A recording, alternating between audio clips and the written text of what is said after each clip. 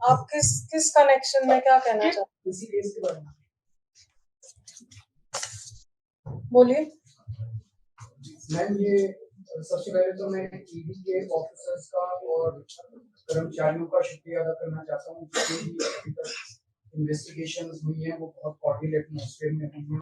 मेरा ये केस 2 साल पहले से 1.5 साल से चल रहा है।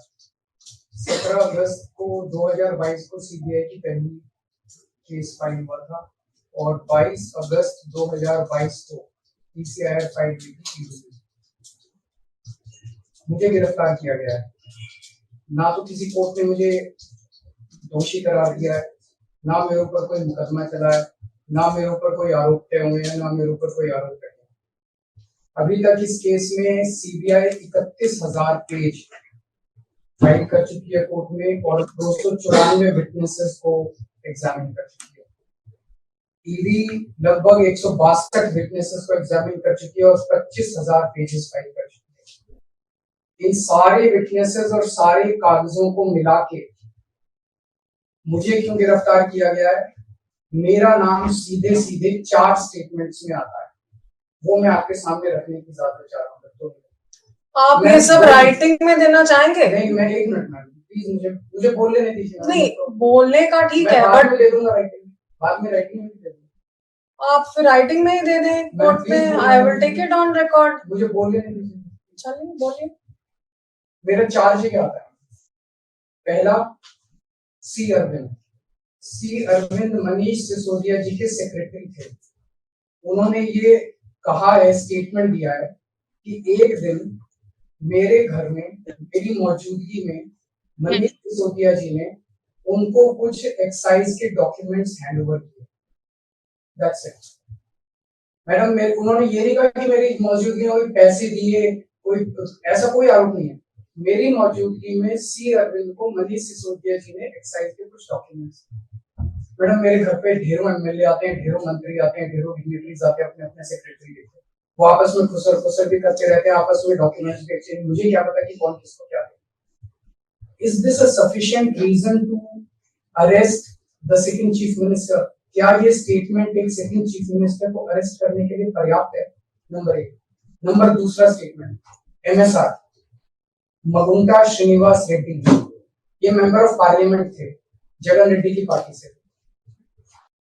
एमएसआर एक दिन 16 मार्च 2021 को 4:30 बजे मेरे दफ्तर आते हैं। उससे 10 दिन पहले उन्होंने मेरे ऑफिस में ईमेल भेजी कि मैं एमपी हूँ, मुख्यमंत्री से मेरे ऑफिस वालों ने उसको 10 दिन बाद का टाइम दिया। वो मेरे पास मिलने के लिए आते हैं 4:30 बजे। मैं किसी वजह से जल्दी में था, आके वो मुझे कहते हैं कि मुझे दिल्ली में अपना फैमिली चैरिटेबल ट्रस्ट खोलना है, उसके लिए जमीन चाहिए। मैंने उनको कहा कि जमीन हमारे अंडर में नहीं आती, एलजी साहब के अंडर में आती है, आप मुझे चिट्ठी दे दीजिए, मैं एलजी साहब को फॉरवर्ड कर दूंगा। And that's it. सो ये हुआ 16 सितंबर 2022 को उनके घर पे रेड होती है। उनसे पूछा जाता है कि क्या आप केजरीवाल जी से मिले? वो कहते हैं कि हाँ मैं मिला और मैं केजरीवाल जी से अपने फैमिली ट्रस्ट की जमीन मांगने गया था। ये 16 सितंबर 2022 को सेक्शन 17 का स्टेटमेंट है। ED is not happy with this statement. 5 महीने के बाद उनके बेटे को 10 फरवरी को गिरफ्तार कर लिया जाता है। उसके बावजूद भी वो अपने स्टेटमेंट पे कायम रहते हैं। उनका दोबारा गिरफ्तारी के बाद स्टेटमेंट लिया गया, वो कायम रहते हैं। 5 महीने जब उनका बेटा गिरफ्तार रहता है तो बात टूट जाता है।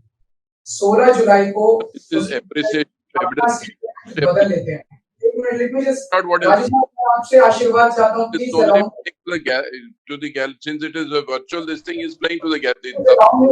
Please allow me to speak. This court is allowed. But the thing is, sir, alright, so many things. I get your point, but the thing is, आपकी submissions मुझे लग रहा है काफी lengthy हैं। नहीं है मैडम, आप writing में दे दीजिए। Only 5 minutes. I will just complete in 5 minutes. Why don't you give in writing? I will just complete in 5 minutes. Please allow me. I will not permit more than that. Please allow me. Alright, करिए बोलिए। उसके बाद वो 16 जुलाई को वो अपना statement बदल लेते हैं। 18 जुलाई को उनका बेटा छूट जाता है।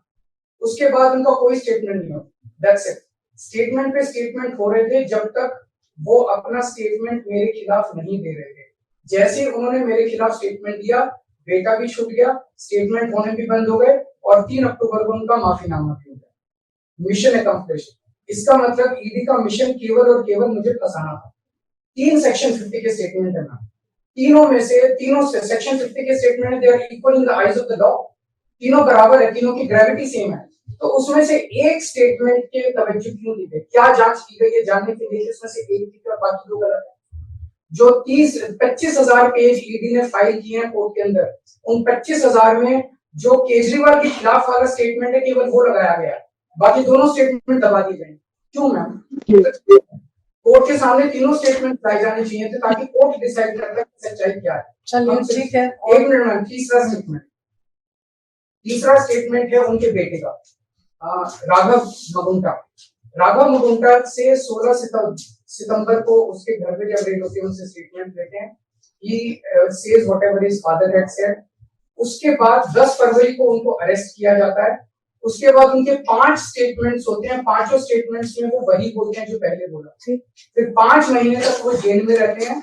उसके बाद जब 16 जुलाई को उनके पिताजी स्टेटमेंट बदलते हैं तो 18 जुलाई को उनको छोड़ दिया जाता है। तो 7 स्टेटमेंट्स उनके हुए, 6 में वो मेरे खिलाफ नहीं बोलते, 7वें में जैसे ही मेरे खिलाफ स्टेटमेंट देते हैं उनका उसके बाद कोई स्टेटमेंट नहीं होता, उनको जेल में छोड़ दिया जाता है, उन्हें माफीनामा दे दिया जाता है। तो जो 6 स्टेटमेंट्स हैं ये रिकॉर्ड पे नहीं लाए जाते।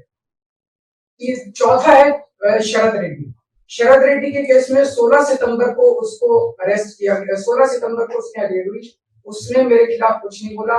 9 नवंबर को उसका स्टेटमेंट दिया, उसने कुछ नहीं बोला। 10 नवंबर को उसकी अरेस्ट हुई। उसके बाद उसके 9 स्टेटमेंट्स होते हैं मैम, 9 स्टेटमेंट्स वो मेरे खिलाफ नहीं बोलता। उसके बाद 6 महीने उसको अरेस्ट करने के बाद 25 अप्रैल को वो टूट जाता है और वो केवल इतना कहता है कि मैं विजय नायर के साथ मिलने सीएम साहब के पास गया था, सीएम साहब जल्दी में थे, सीएम साहब ने कहा कि विजय के टच में रहो, विजय अच्छा लड़का है। मैं केवल ये जानना चाहता हूँ कि क्या ये 4 स्टेटमेंट्स एक सिटिंग चीफ मिनिस्टर को अरेस्ट करने के लिए मैम 2 मिनट दे दीजिए, ये पर्याप्त है? नंबर 1। नंबर 2, जो 30,000 पेज फाइल किए गए हैं, ये 30,000 पेज के अलावा 1 लाख पेज ईडी के दफ्तर में जो हमारी बेगुनाही के सबूत है मैम, उनको कोर्ट के सामने नहीं लाया गया। ये दूसरी बात मैं ये कहना चाहता हूँ, ये शराब घोटाले का पैसा आखिर है कहाँ, जो शराब घोटाला कहा जा रहा है। मैम ये आरोप लगाया जा रहा है कि 100 करोड़ रुपए किसी साउथ लॉबी ने शराब की हमने पॉलिसी बनाने के लिए, हाँ जी आम आदमी पार्टी, मैम ये जस्टिस संजीव खन्ना का ऑर्डर है। जस्टिस संजीव खन्ना का order ma'am page 22 para 12, the assertion in the complaint filed by DOE that kickback of rupees 100 crore was actually paid by Liquor Group is a matter of debate। Sanjeev Khanna कह रहे हैं, इसका मतलब ये साबित नहीं हुआ, इसका मतलब ये विवादास्पद है, इसका मतलब ये संदेहास्पद है, इसका मतलब इसके लिए सबूत नहीं है। तो जो 100 करोड़ रुपए ये कह रहे हैं कि हम लोगों ने रिश्वत ली, वो रिश्वत तो संदेहास्पद है, उसके तो सबूत ही नहीं है। लेकिन असली शराब घोटाला क्या है? असली शराब घोटाला शुरू होता है ईडी की जांच के बाद। जब ईडी की जांच शुरू हो जाती है, ईडी की जांच के 2 मकसद हैं। एक स्मोक स्क्रीन क्रिएट करना पूरे देश के सामने, आम आदमी पार्टी ने चोरी की है, आम आदमी पार्टी भ्रष्टाचारी है, आम आदमी पार्टी ने शराब घोटाला किया, और उसके पीछे एक्सटॉर्शन रैकेट करना जिसके जरिए वो एक्सटॉर्शन रैकेट करना जिसके जरिए वो पैसे इकट्ठे कर रही है। मैं आपको सबूत दे रहा हूँ। शरद रेड्डी के केस में शरद रेड्डी को बेल 2 वजह से मिली। एक, शरद रेड्डी ने मेरे खिलाफ स्टेटमेंट दिया और शरद रेड्डी ने अरेस्ट होने के बाद 55 करोड़ रुपए का चंदा बीजेपी को दिया, 55 करोड़ रुपए के bonds arrest. So he bought his bail ma'am, he bought his bail। Now the money trail is clearly established। Ma'am, just last 1 minute। Last 1 minute। The money trail is established, ma'am. उसने अपनी bell arrest होने के बाद 55 करोड़ रुपए का चंदा BJP को दिया, बीजेपी के अकाउंट में सीधा गया। मनी ट्रेल इज एस्टैब्लिश्ड और यही पूरी जांच का मकसद था। एक तरफ आम आदमी पार्टी को क्रश करना, एक स्मोक स्क्रीन क्रिएट करना, भ्रम का पर्दा और पीछे से एक्सटॉर्शन करना। Thank you.